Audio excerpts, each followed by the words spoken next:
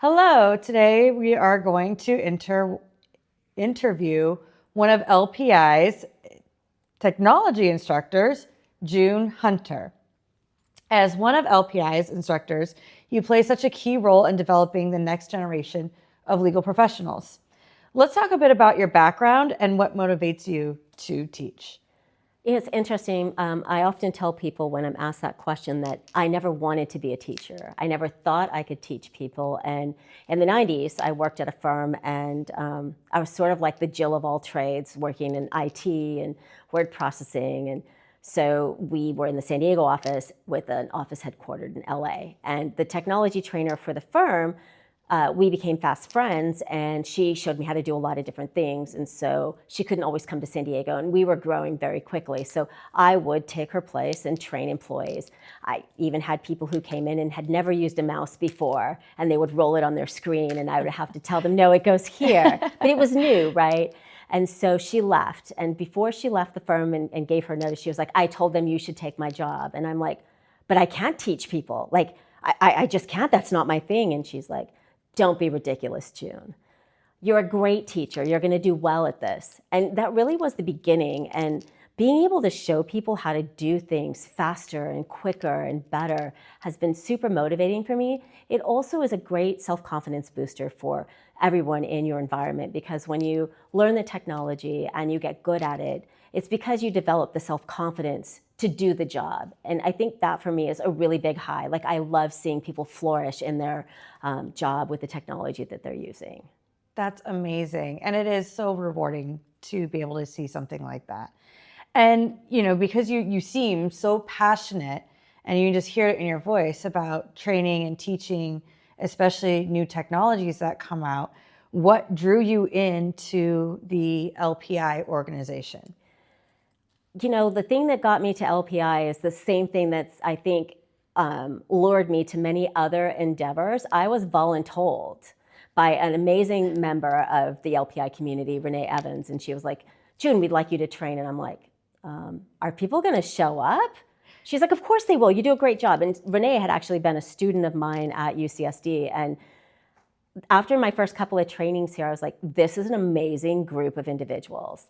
And out of all of the networking organizations that I belong to or have belonged to, the one thing that I find amazing is how collaborative everyone is here, how willing people are to show up and to encourage you. And it's more than just teaching technology. It's a supportive environment. And at the conferences, at any webinars, everyone is just, they're your conference friend, Right. And then you email each other afterwards. And when you go to each of the conferences, it's like no time has passed at all. And everyone's eager to learn here. It's not that I had to show up. There's excitement always when I come and do trainings, even monthly webinars that you all will ask me to do. Everyone comes to the table with something, and I learn so much. So it's such a collaborative community from an educational perspective, from a networking, from an extended family perspective. So it just keeps me coming back month after month, and now year after year. Yeah. So I've made some amazing connections through being involved with LPI. That is so amazing to hear, and to just have that experience as you continue, month by month, you just, crave that same conference experience. So, like, as our president would say, you caught the bug. Right.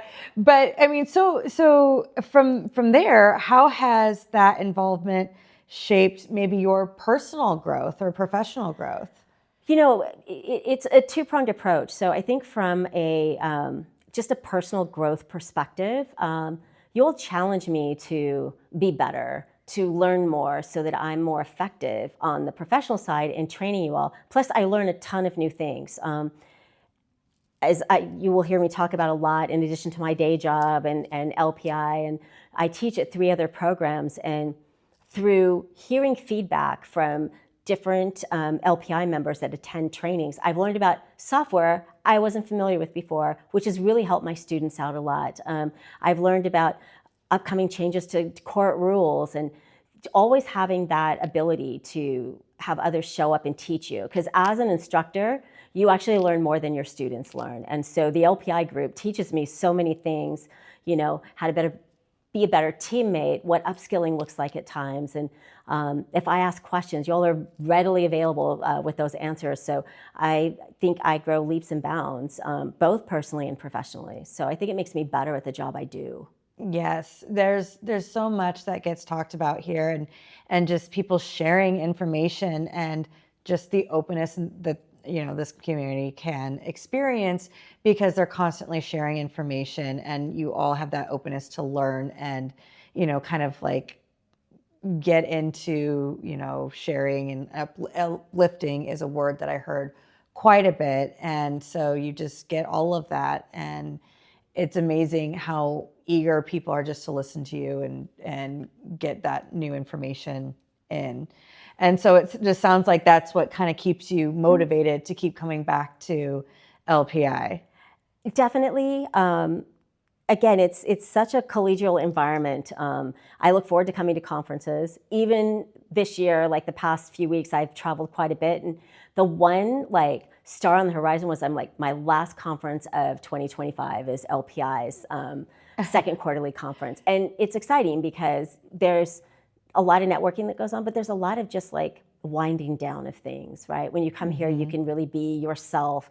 Lots of conferences you go to, you have to have that certain face on when you go out, and you have to pretend that you like people, and it's not always true. You may go to conferences with people that you may not want to see at a conference. Like, that has not been my experience with the LPI group. Like, I look forward to seeing everyone, and I don't just say this because you're recording me, and that Rod may see this later. We'll rewind just in case. Yeah. We'll remind you. But it is one of those events where I love to come to, and it's kind of a way to unwind at times as well. It's not all about the teaching or all about the learning about court rules or new things on the horizon. It's about being able to relax with a group of individuals who walk the path that you walk, and they understand the trials and tribulations of the everyday walk through your professional growth. So it's nice. Absolutely. And speaking of growth, we've always we have this idea of growing, and elevation, and want to grow this platform more. So as an instructor, what advice would you give to somebody considering an LPI membership, or maybe even just becoming more involved and growing in their volunteer positions, and get more plugged into the legal community? This is a question I get asked a lot, interestingly enough. Because I do teach an ABA approved paralegal programs, my students that come in that have zero idea of what a legal career looks like outside of what they've seen on TV, which we all know is not even close to being correct. I'm asked, what do I need to do to learn more about doing my job? Where should I go to get that information?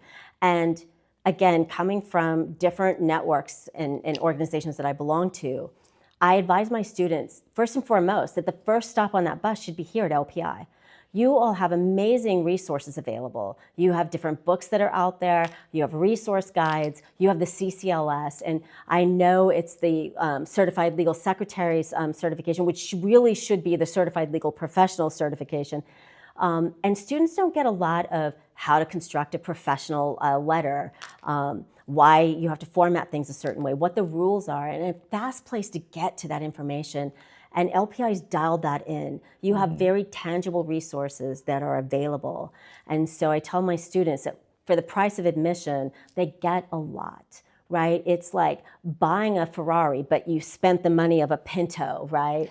And so you come here and you get decades of knowledge, not to age ourselves in any way, but you have people here with over 40 years of experience that have been here, and they know, and they can provide you valuable advice from what filing a document looks like, to having a difficult conversation with a coworker, or approaching your supervisor. Like, everyone here has done this already. Like, we know what it looks like, and we can point you to the resources that you'll need. So there's a lot, and you all have things like a scholarship in place, and I encourage my students to take a look at that. And it's okay if you live in San Francisco, or you live in Modesto, or you live in Fresno. There's a local chapter that reports up to, right? It's a component of LPI.